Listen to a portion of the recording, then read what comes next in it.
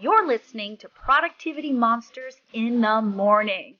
We are the energy vault your real estate business needs to get you up and out and excited and productive for the day. We go over trending topics and things that really matter in the market of the moment. Here are your hosts, Tiffany Hampton and Brooke Silva.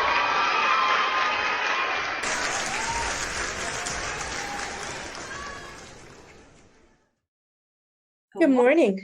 You hear that rain in the background? It's ridiculous. Pouring. And it's dark and it's gloomy. Again, I feel like I'm on the other side of the country. It's not nice, that's for sure. I'm much looking forward to our time in Texas coming up to see a little bit of sun, and then I'll be okay if we come back and I'll be okay. I was looking at the weather and it's been like 105 the whole time, 106. Oh my God. Next week, it's going to be 103, 104, 103, 102, 103. It's going to be great. It's just going to be great. Good thing we're inside. Yeah. I don't know that I'm going to leave, just for the record. I'm so glad our hotel matches. Like, we just detach. I know. It's going to be so good. So you and I just were crabby for a hot minute about the weather, but it's okay. It's okay. Because there was a point behind that. There is. And it's funny because today we went into this with no prep work today because I was actually sick yesterday, which very rarely am I sick. So, and I guess I have monkeys outside too. Mm-hmm. But one of the things you wanted to share was about being judgy. And now we have this great joke at KW New England in the regional group about Tiffany's resting judging face, which she's actually, I'm not going to say she's not judging you. What I'm going to say is Tiffany is an intense watcher. So whereas I have used years to school what my face looks like while on a Zoom because I lived in the educational sector, Tiffany had to learn what resting friend face looks like instead of resting judging face. So I think this is a wonderful topic because you're intense, you're not judging. I've always said that. You're so focused that you forget that your face looks kind of aggressive and mean some days. And I will say, I am judgy. Well, I mean, let's be honest. I was trying to be so soft about it. Well, here's the deal, right? Like, first off, I'm a Jersey Italian, right? And I was raised by a single mom, and that whole life has just been intense. And you've always had to be one level up. So you're always looking at, okay, where can the ball drop? Right. So by default, I'm always judging the people, the area, because it's, I won't say it's like a flight or flight, but it is, right? Because that's how I was raised. So it is taken, and to this day, like I was judgy yesterday, we're going to share something, and I was on a PC development call, productivity coaching development call, and they were going over this, and I was like, were you in the back of my office as I was just being me, right? Because it's true, like, and when we blame everybody else or we judge everyone else, where's the growth?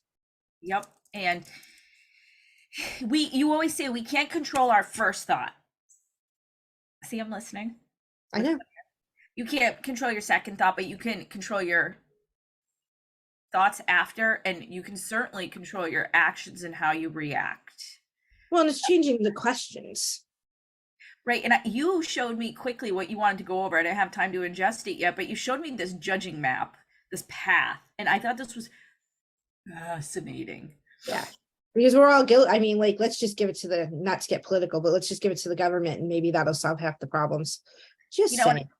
My son is going back to school, the middle one, and I'm so incredibly proud of him, but he's in the blame game right now when things are going wrong. And I got to remember, he's not trained like we are. He's not educated. He doesn't get leadership training. I've been sharing all of this stuff with him. He's currently reading The Obstacle is the Way. I hope it changes his life. Yeah. And how he thinks about things. And the first person who's getting this after we get off this is him, because very often he takes the judger path, which then looks like it leads to the blame game. Well, it's the judge or pit, right? Right. Am I such a failure? Why are you such a failure? Right? Like it can go in each direction because I mean, it's tough out there. And it's really easy to blame people instead of finding the solutions on how to make it better. Yeah. And here's something that I've learned over the years. You know, I've talked about my school and how bad it was for me when I was younger and having a learning disability. I wish people had never said the phrase to me, it's easy, you just have to concentrate, or this is simple, or anybody can do this. No, those are three statements that are not true across the board. And I try to be really, really careful about how I use phrases like that, because we have things where we say it's easy, not simple. It's simple, not easy, right? When you change it, it changes how people open up to being able to learn. Right. And a lot of these questions on the judge path and the judger pit, man, they're triggering for me. Mm-hmm. Well, yeah. And so when you look at that, well, first off, this is Marilee Adams. She's a doctor. Her book's called Change Your Questions, Change Your Life. And we were going over this yesterday, and then I watched some YouTube videos about it after the fact, just because I like to overdo the learning piece. And you know, I look at my conversations and I'm like, that was a statement. Let's rewind it, make it a question that's proactive, right? Mm-hmm. So when you look at this, you have two paths, and it truly is. You can't control your first thought or your first action, but you can control everything thereafter. And that's where the path goes. Are you going learning path or judgment path, right? Who's to blame? There's this really cool thing called the switching lane. And that's where you choose to control your second thought, your second action, right? And whether you do it to yourself, which we all do, because we have that negative self-talk that just sits in the back of our heads, or you do it to people that you're in business with, you know, these questions were directed at, what do I want? What's unusual, you know, what's useful here? What happened? What can I learn? But turn those words around.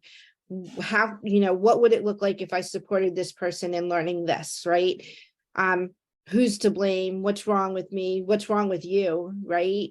Ugh. What's wrong with them? What am I, why am I, and then you get here, right? Why am I such a failure? Why are they so stupid, right? There's nothing positive in this world. And this is a work in progress, like every day of my life, because literally I go down judger path probably 1,000 times a day. It's just the way it is. It's who I am. And it's who I was. It's not who I am. And what learning, right? That's where the growth comes into play. You know, if we're not out there trying to get better, we're going to live a certain way. And those things don't feel good, right? Like looking at those things, mm-hmm. And we're all in there. How many? Maybe coming to KW had changed so much of this and being in the educational sector. But I know that working with people in our world, they're always like, what is wrong with them? And I hate that question, because that is I grew up always making sure my kids, I never asked them questions they couldn't answer. Like, why did you do that? Right. So we don't do the same thing for the adults in our lives. We don't give the same courtesy of asking really smart questions to the people we're leading in our lives. And that's scary and painful, right? Yeah. Well, and the question was asked yesterday during the development call. Who did you hinder? Who left the business? Who didn't see the results that they desired? Because you were on judger path instead of asking learning questions. Well, and here's the other thing. I hear this so often. They just don't show up. Do you know why they don't show up? Mm-hmm. Have you provided value? Have you asked? Well, it's not even that. It's not even have you provided them value. It's, are you delivering what they desire to move them or their business or their personal goals forward? You know, when I worked at the market center with the productivity coach before taking this role, I was the first person they met with after they onboarded for what they thought was a tech orientation. What it was 15 minutes of me getting to know them, trying to explain what my role did and the different roles in productivity, how we support them. But honestly, it was a disarming appointment because for 15, 20 minutes, half an hour, it was a half-hour appointment. All I did was get to know them. That's it. And it scared the hell out of people because they were like, all right, well, when are we going to do setup? And I was like, setups will take us a few minutes, right? Once we get hands on keyboards. I want to know about you. I want to make sure I understand you. So that way, when you're sitting in our classroom, we know how to guide you, how to lead you, how to educate you. It's important to me to know you, to understand what's going on in your life. So I know how you're going to show up as a learner. And people are always like, wow. Or they were like, okay, can we get to the tech setup? So then I knew I had people who were standoffish.